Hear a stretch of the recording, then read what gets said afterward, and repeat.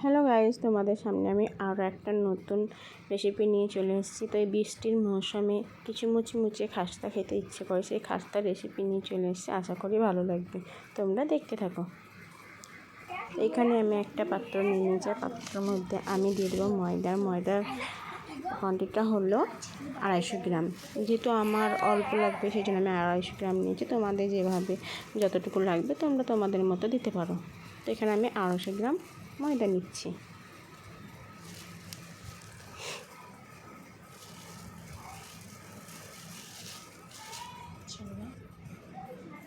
তারপরে এখানে স্বাদ মতো লবণ,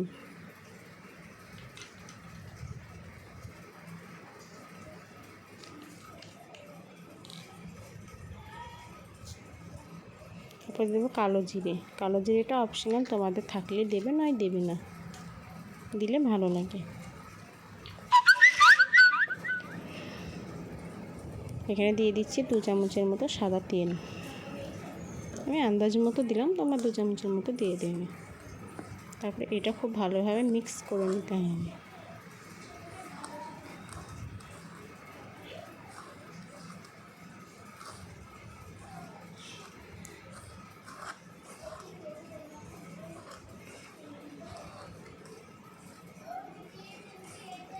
ময়দাটা তেলের সঙ্গে খুব ভালোভাবে মিক্স করে নিতে হবে, তাহলে এটা দেখতে হবে। দেখো আমার মুঠো বেঁধে গেছে, তার মানে এটা আমার পুরোপুরি রেডি।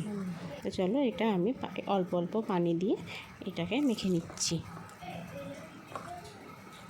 একসাথেও বেশি পানি দেবে না, তাহলে ময়দাটা নরম হয়ে যাবে আর ওইটা আর ভালো হবে না। এক্সট্রা আটা দিয়ে ছানলে আর ওটা খেতে ভালো লাগবে না, তাই অল্প অল্প করে পানি দেব।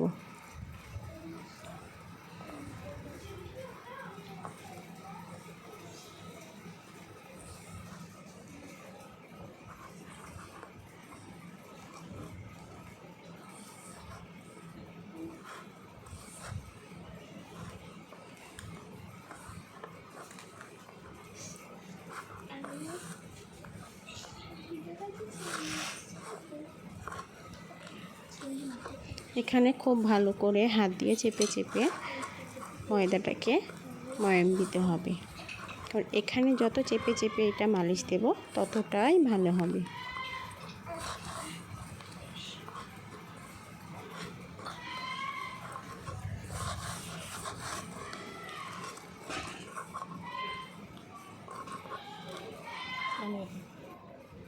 তো এখানে মালিশ দেওয়া হয়েছে, আর এইটা একটু স্টিকিভাবে রাখবো, কারণ এটা রেস্টে রাখবো আমি 10 থেকে 15 মিনিটের মধ্যে। তো 10 থেকে 15 মিনিটের মধ্যে আমি এটা রেস্টে রেখে দিচ্ছি।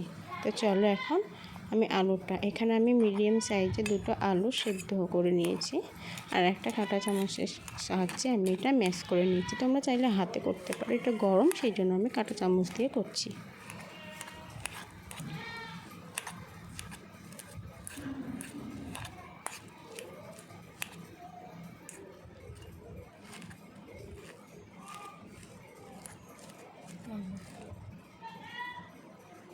তারপরে এখানে আমি একটা ছোট পেঁয়াজ কুচি দিয়ে দিচ্ছি,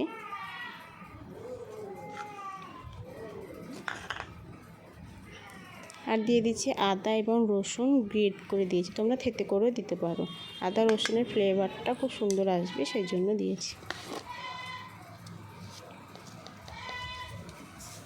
স্বাদ মতো লবণ,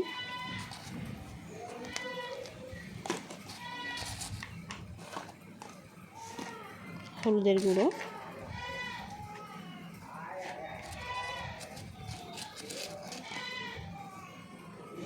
লঙ্কার গুঁড়ো,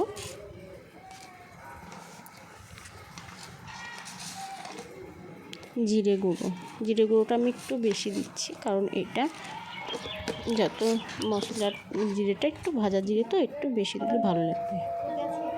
তারপর দিয়েছি এখানে চাট মশলা,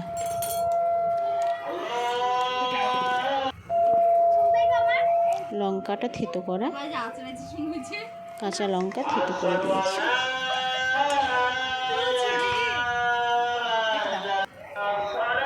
দিয়ে দিচ্ছি 1 চামচ তেল, তারপর এটা ম্যাশ করে নিয়েছি।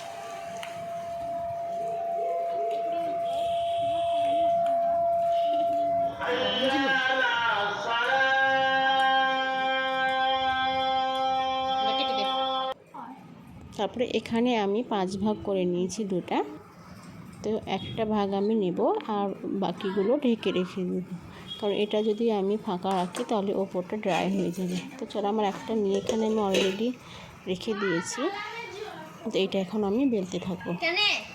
অল্প অল্প আটা দেব, ময়দা দেব আর বেলতে থাকবো।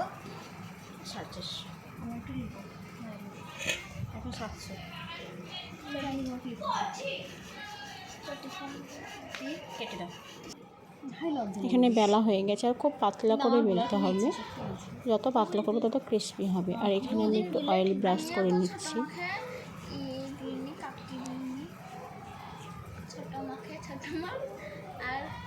আর এর মধ্যখানে একটা গ্লাস বা বাটি তোমরা রাখতে পারো। তারপরে দুই সাইডে আমি যে আলু ম্যাশ করে রেখেছি সেটা এখন আমি এটা লাগাবো। তো আলুগুলো লাগা হয়ে গেছে, এবার এইভাবে আমি চাকু দিয়ে কাটবো একবারে ওইখান থেকে এই ওর থেকে এই ওর। তো আমি দেখিয়ে দিচ্ছিলাম আমার জায়ের মেয়েকে, ও কাটছে।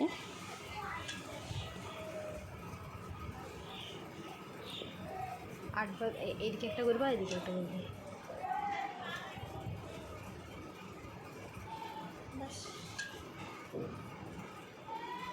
ছোট হয়ে গেল।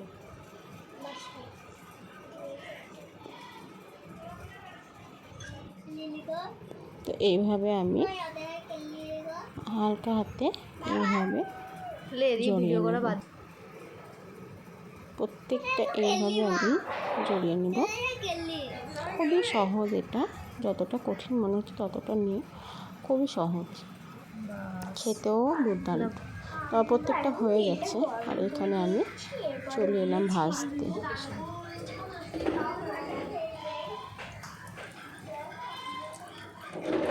সবটা তোমাদের আর দেখাইনি, এখন এগুলো ভাজতে চলে এসেছি। এগুলো ভেজে নিই, তারপর তোমাদের সঙ্গে আবার দেখা হচ্ছে।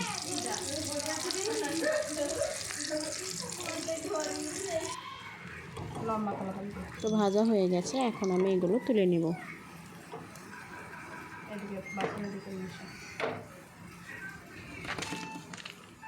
এইভাবে আমি প্রত্যেকটা খাস্তা ভেজে নিয়েছি, আর এই দেখো সম্পূর্ণ খাস্তাগুলো আমার হয়ে গেছে।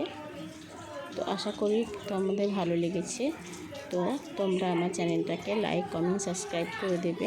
আর আরও নতুন ভিডিও পাওয়ার জন্য তোমরা আমাকে বেশি বেশি সাপোর্ট করো আর কমেন্ট করো। তোমাদের নতুন নতুন আরও রেসিপি দেওয়ার জন্য আমি উৎসর্গ হয়ে থাকবো। তোমরা সবাই সুস্থ থেকো, ভালো থেকো, বাই।